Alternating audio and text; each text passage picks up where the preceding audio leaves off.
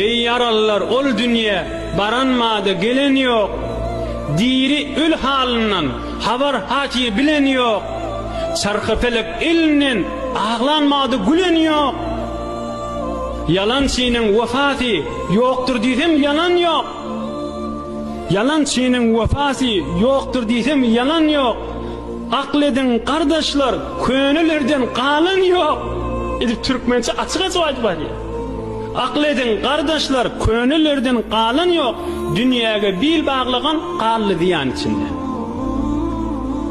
Ey yaralılar, ol dünya baranma, gelen yok. Diri ül haber hatir bilen yok. Nem hiç bilemedim. Ahiret öylerine kaçın gitti.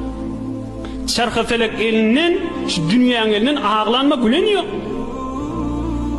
Şu dünyanın vefatı yok dedim, yalan yok. Doğruyuna itiyanlıdır. Yalan senin vefatı yoktur dedim, yalan yok. Şuna vefatı yok dedim, yalan neşi diptir. Akledin kardeşler, könüllerden kalan yok. Hani kim mi? Hani yüdeyil mi ne olur kadında? Hani haydi biri bak. Ahırına da